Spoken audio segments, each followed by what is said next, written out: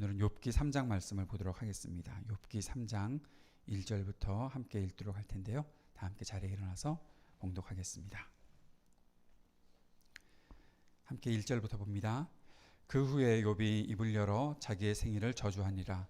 욥이 입을 열어 이르되 내가 난 날이 멸망하였더라면 사내 아이를 베었다 하던 그 밤도 그러하였더라면 그 날이 캄캄하였더라면 하나님이 위에서 돌아보지 않으셨더라면 빛도 그날을 비추지 않았더라면 어둠과 죽음의 그늘이 그날을 자기의 것이라 주장하였더라면 구름이 그 위에 덮였더라면 흑암이 그날을 덮었더라면 그 밤이 캄캄한 어둠에 잡혔더라면 해의 날수와 달의 수에 들지 않았더라면 그 밤에 자식을 베지 못하였더라면 그 밤에 즐거운 소리가 나지 않았더라면 나를 저주하는 자들 곧 리워야단을 격동시키기에 익숙한 자들이 그 밤을 저주하였더라면 그 밤에 새벽 별들이 어두웠더라면 그 밤이 광명을 발할지라도 얻지 못하며 동틈을 보지 못하였더라면 좋았을 것을.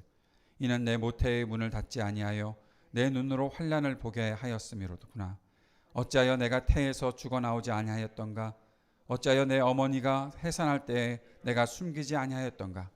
어찌하여 무릎이 나를 받았던가. 어찌하여 내가 젖을 빨았던가.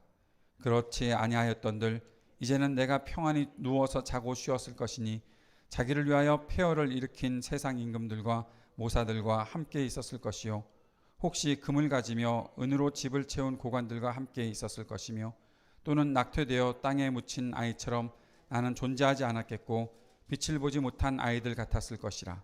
거기서는 악한 자가 소유를 그치며 거기서는 피곤한 자가 쉼을 얻으며 거기서는 갇힌 자가 다 함께 평안히 있어 감독자의 호통 소리를 듣지 아니하며 거기서는 작은 자와 큰 자가 함께 있고 종이 상전에게서 놓이느니라. 어찌하여 고난당하는 자에게 빛을 주셨으며 마음이 아픈 자에게 생명을 주셨는고. 이러한 자는 죽기를 바라도 오지 아니하니 땅을 파고 숨긴 보배를 찾음보다 죽음을 구하는 것을 더하다가 무덤을 찾아 얻으면 심히 기뻐하고 즐거워하나니 하나님에게 둘러싸여 길이 아득한 사람에게 어찌하여 빛을 주셨는고. 나는 음식 앞에서도 탄식이 나며 내가 앓는 소리는 물이 쏟아지는 소리 같구나. 내가 두려워하는 그것이 내게 임하고 내가 무서워하는 그것이 내 몸에 미쳤구나. 나에게는 평온도 없고 안일도 없고 휴식도 없고 다만 불안만이 있구나.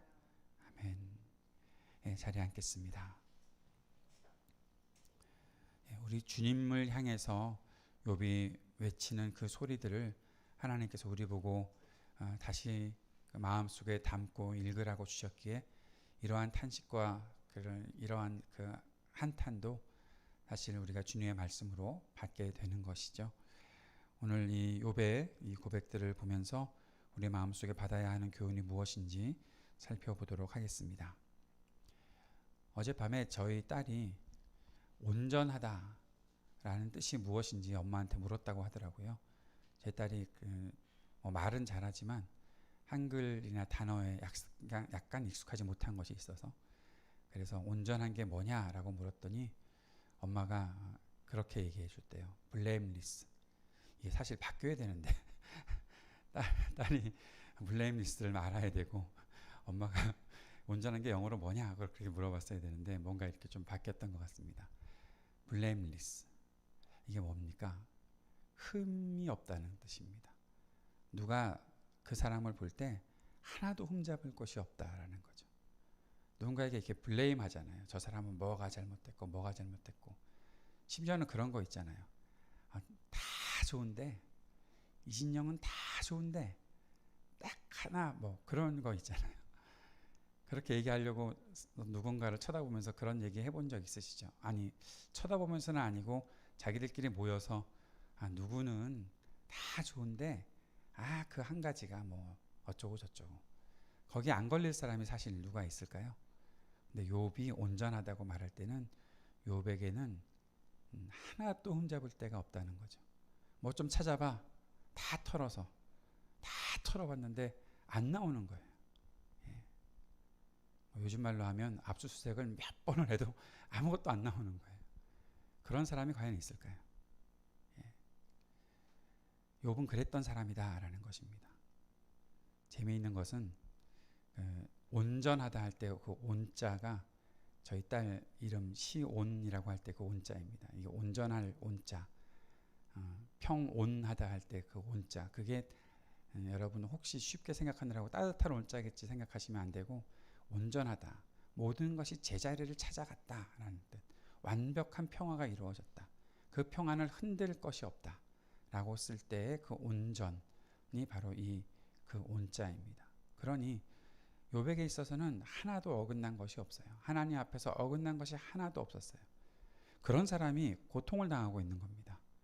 그런데 이 고통의 이야기들을 우리가 1장부터 쭉 살펴보았는데, 1장에 계속해서 막 스바 사람들이 약탈을 하고, 하늘에서 내려온 불이 있고, 갈대아 사람들이 침략과 약탈을 하고, 들에서 불어온 풍랑이 있어서, 그 태풍이 있어서, 너무 큰 바람이 있어서 집이 무너져서 자식들과 재산들을 다 잃어버리는 그런 일들이 생겼다, 몰살되었다라고 그렇게 얘기하잖아요.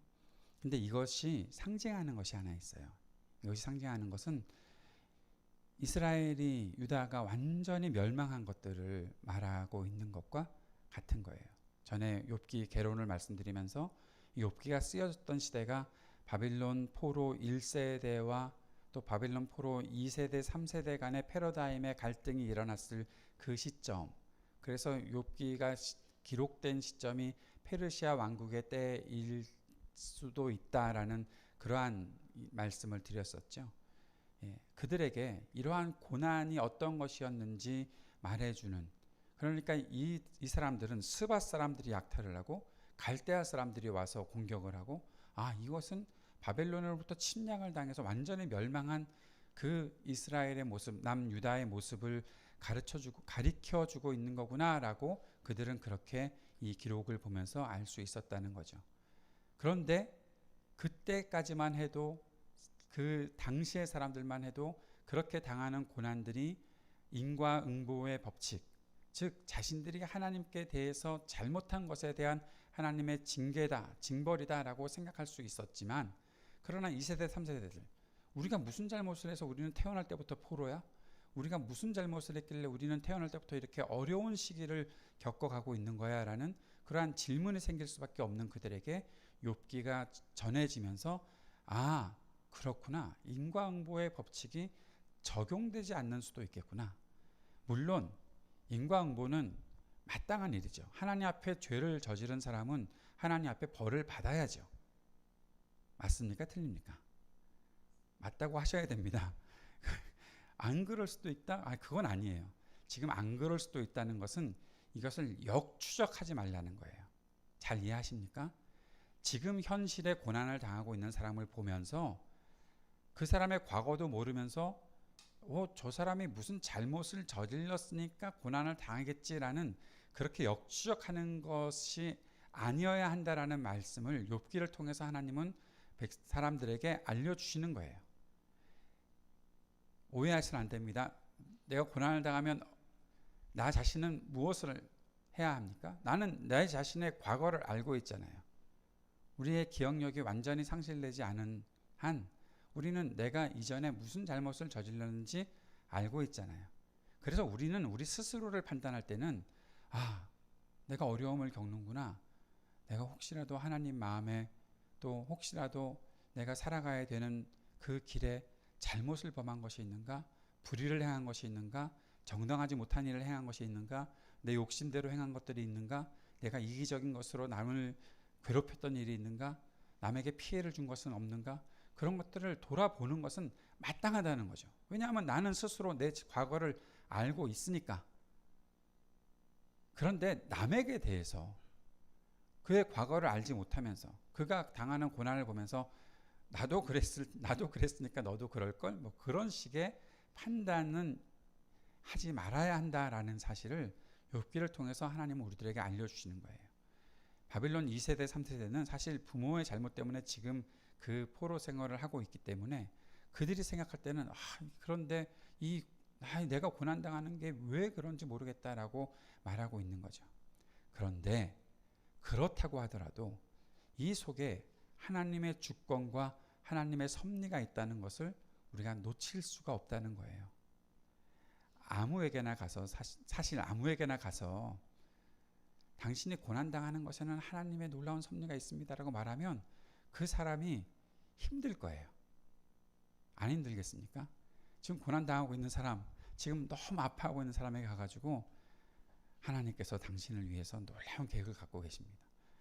이 말이 하나도 위로가 되지 않아요. 저도 그랬어요. 제가 그렇더라고요. 하나님의 뜻을 알고 그 길을 가고 있는 저라고 하더라도 누군가에게 하나님이 당신의 길을 잘 인도해 주실 거야 라고 말을 들으니까 속상하더라고요. 그런데요, 심지어는 그 말을 하는 사람이 가해자예요. 내가 어려움을 겪는 일이 그 사람 때문이에요. 그런데 와가지고 한다는 얘기가 그런 거예요. 하나님이 당신을 위해서 놀라운 계획을 갖고 있을 거라고. 가해자가 피해자한테 그런 얘기를 한다면 여러분, 그 말을 누가 듣겠습니까? 그래도 내가 목사니까 다행이지. 그래도 내가 예수를 믿으니까 다행이지.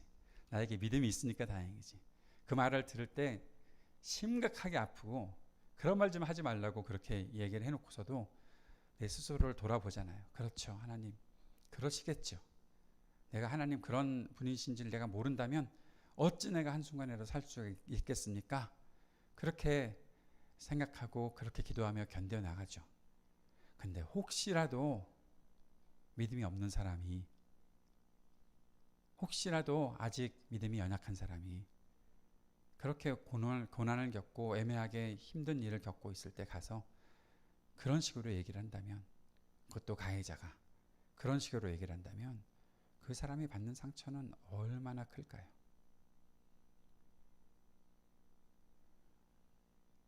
한동안 목사님들 세계에서, 제가 아는 목사님들 세계에서 어떠한 한 교회에 써붙여 있었던 그 현수막을 보고 아주 힘들었던 일이 있었습니다. 지금도 그 현수막이 걸려 있는지 모르겠는데, 당신의 고난은 당신의 죄보다 약합니다인가? 당신의 죄가 당신의 고난보다 크단가? 그런 식이었어요. 그 말은 의미가 뭔가 하면, 당신이 지금 고난을 당하고 있지만 그 고난보다 당신의 죄가 훨씬 더 크다는 거예요. 그 말을 보는 다른 사람들은 어떨까? 교회 안에서 은혜 받은 사람들끼리는 그런 말을 하는 것이 너무 좋은 일일 수도 있고 그것으로 도전받을 수도 있고 은혜를 누릴 수도 있지만, 다른 사람들이 생각할 때 그 말이 그들에게 주는 충격은 어떨까? 나는 지금 고난당하고 있는데 내 죄가 더 크다고.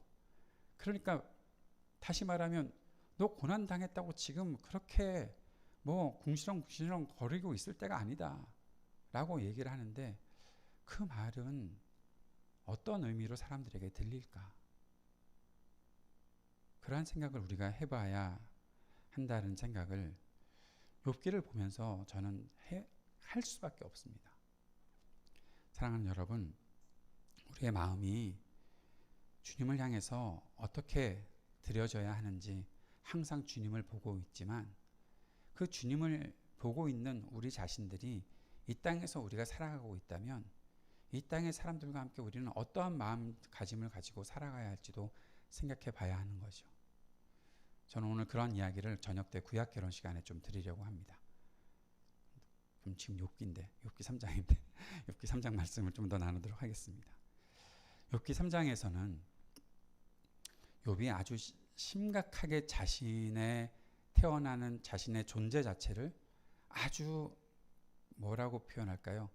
원망하고 있습니다. 내가 태어난 이것이 왜 내가 태어났을까? 이만큼 내가 왜 이렇게 고통스러운 일들을 겪게 되는가 하는 그런 말입니다. 이 말 속에 우리가 조금 더 생각해 봐야 될 것들이 있는데, 욥이 자신의 생일을 저주하고 있죠. 여기서 우리가 알아야 되는 사실이 있는데, 욥이 3절부터 8절까지 날이라는 말을 쓰고 있습니다. 내가 태어난 날, 내가 뭐한 날, 그런 말들을 자꾸 쓰고 있는데, 이 말을 날로 번역되어 있는 이 말을 낮으로 바꾸어서 번역하는 것이 훨씬 더 좋습니다. 왜 그런가 하면 지금 욥은 낮과 밤을 함께 쓰고 있어요. 낮과 밤. 그러니까 이 날 자체를 날이라고 해놓고 그 다음에 밤이 나오고 날 해놓고 밤이 나오는 그런 것은 이 욥기를 이해하는 것에 있어서 약간의 그 감동이 떨어져요. 그리고 욥의 마음을 우리가 이해하기가 좀 더 어려워져요. 이걸 낮이라고 번역해야 돼요. 그러니까 낮, 계속 낮, 그리고 밤. 이 말은 어떤 뜻인가 하면 낮과 밤 전체를 무효화시키겠다라는 거예요. 내가 태어난 낮, 내가 살아왔던 낮, 그리고 내가 어둠 속에 있었던 그 순간 그 모든 것들을 한꺼번에 다 무효화시켰으면 좋겠다라고 말하고 있는 거죠. 낮과 밤이 구별돼서 이렇게 창조가 일어났잖아요. 하나님께서 창조하셨던 시간이 그때부터 낮과 밤, 해가 뜨고 또 밤이 되고 낮과 밤이 움직이잖아요. 사실 이것은 지구가 도는 것인데 이 모든 것 자체를 이 욥이 부인하고 싶은 거예요. 왜냐하면 자기가 살아있고 자기가 숨쉰다는 것 자체가 너무 고통스러운 거죠. 여러분, 고통이 그냥 남아있는데 내일 아침에 눈을 또 여기서 떠야 된다고 생각하면 여러분 마음이 어떠시겠어요? 여러분은 그만큼의 큰 고통을 아직 이해를 잘 못하실지도 모르겠지만 몸이 너무 아파서 너무너무 힘이 들어서 제 딸이 어저께 그런 얘기를 하더라고요. 발목을 다쳐서 발목이 좀 빨리 나았으면 좋겠는데 너무 더디게 낫고 있으니까 이렇게 움직이는 것도 너무 둔하고 걸어 다니는 것도 너무 힘들고 이게 너무 힘들어서 삶이 우울해진다고 그러더라고요. 그렇죠. 몸 한 군데가 아픈데 그것이 며칠을 계속 지속되면 우리는 그런 마음이 들 수 있거든요. 그런데 욥의 그 이야기는 말이 안 되는 이야기잖아요. 자식들이 다 없어졌어요. 재산도 다 없어졌어요. 그러한 일들이 계속 눈에 보여요. 이제 끝났으면 좋겠어요. 자신의 생명이 끝났으면 좋겠어요. 근데 내일 또 눈을 떠야 돼. 내일 또 눈을 뜨는 것이 당연한 일처럼 여겨져요. 이것을 욥이 어떻게 견딜 수가 있냐고요. 그러니까 이것을 다 뒤엎었으면 좋겠다라고 얘기를 하는 거예요. 그러면서 리워야단까지 등장시켜요. 리워야단이 8절에 나올 텐데 이 8절에 나오는 리워야단이 어떤 존재인가 하면 단순하게 말하면 바다 괴물입니다. 근데 바다 괴물이라는 이 존재는 하나님의 창조 세계를 완전히 어지럽히는 존재입니다. 그래서 이스라엘 사람들은 이 바다 괴물을 굉장히 두려워합니다.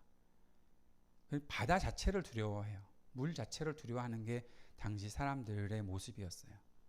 그런데 그 물을 두려워하는 사람들에게 베드로가 그 물 위를 걷게 하셨다는 것은요, 이것은 단순히 베드로가 물 위로 어떻게 걸어갔어? 와, 놀랍다 정도가 아니라 바다를 정복할 수 있구나.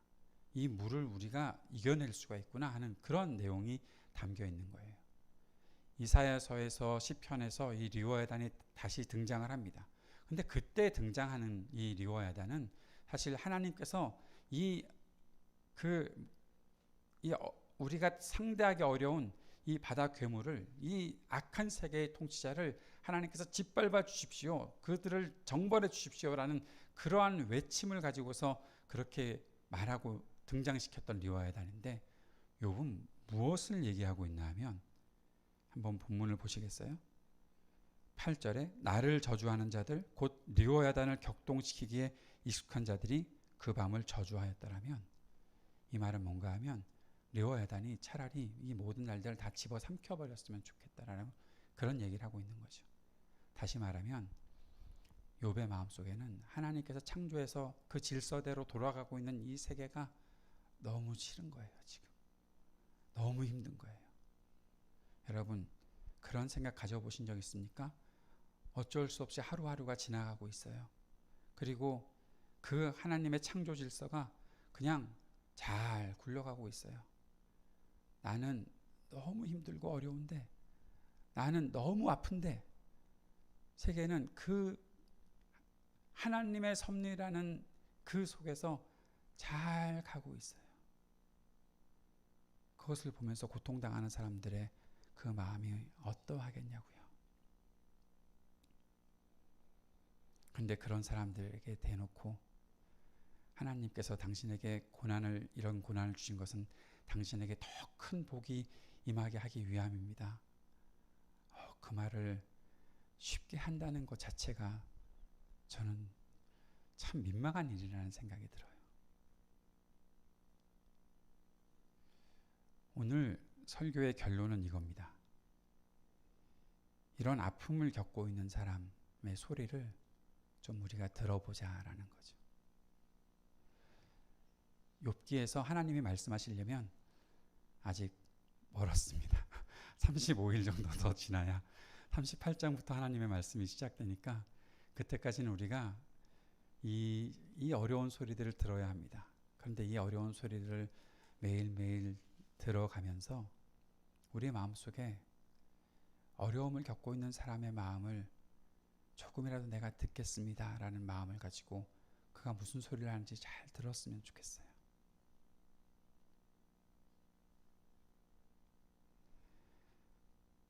욥이 20절 21절에서 마지막 부분에서 이렇게 얘기하고 있는 것을 보죠. 26절입니다.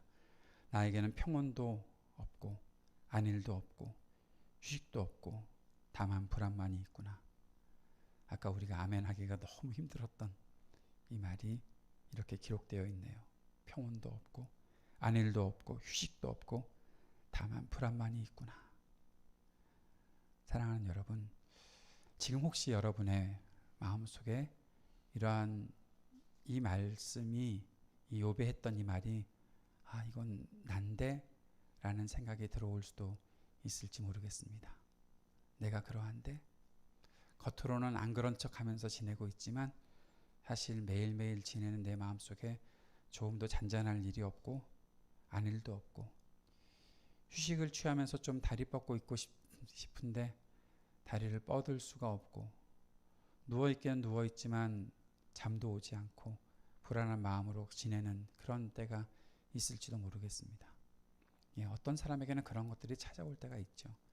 저도 그랬었습니다. 아무것도 앞이 보이지 않을 때 내가 무엇을 해야 될까 그런 생각이 들 때 하나하나 다 떠나가는 것 같고 아무것도 나의 손에 잡히는 것이 없을 때 그때 이런 마음이 들어올 수밖에 없는 거죠. 다만 불안만이 있구나. 이런 분들이 있다면 그런 마음을 감추지 마십시오. 그리고 하나님 앞에 다 쏟아 놓으십시오. 욥이 이런 말을 하고 있는데 욥이 하나님 앞에서 떠난 것은 아닙니다. 욥은 지금 하나님 앞에서 탄식하고 있는 겁니다. 도망가지 않았습니다. 자신의 나를 저주했지만 자신의 생명이 없었으면 좋겠다고 했지만 그러나 끝까지 살아남아서 하나님의 음성을 들을 때까지 붙잡고 있는 겁니다. 말씀해 주십시오. 뭡니까 이게? 도대체 왜 그러십니까? 그러한 마음을 가지고 주님 앞에 엎드려 있는 겁니다. 한 가지 우리가 알 수 있다면 이것이 우리가 살아갈 길입니다. 어려움이 있을 때 우리가 살아갈 길은 다른 피할 길을 찾는 것도 아니고 또 여기서 도망가는 것도 아니고 어저께 말씀드렸던 저항적 무신론을 가지고 하나님 없어 그렇게 말하는 것도 아니고 하나님 계신 거 내가 도저히 부인할 수 없습니다. 그러니 대답해 주십시오. 대답하실 때까지 떠나지 않겠습니다. 대답하실 때까지 내가 이 자리에 있겠습니다. 말씀해 주셔야 합니다. 그 마음을 하나님께 드리는 것이 우리가 살아갈 유일한 길이 아닐까 생각을 합니다. 그런데 놀라운 것은 이건 스폰데 하면 안 되는데 나중에 해야 되는데 그럼에도 너무나 분명한 사실이니까. 그런데 놀라운 것은 그렇게 우리가 하나님께 막 나아가고 있다고 어디 계시냐고 그럴 때 하나님은 이미 우리 앞에서 우리의 소리를 듣고 계시고 우리가 가고 있는 그 어려운 길에서 하나님은 함께 울고 계시다라는 것입니다. 그 사실을 믿기에 우리가 주님 앞에 나아갈 수가 있는 것이죠. 그러한 주님 앞에 우리가 함께 기도하는 이 시간이 되었으면 좋겠습니다.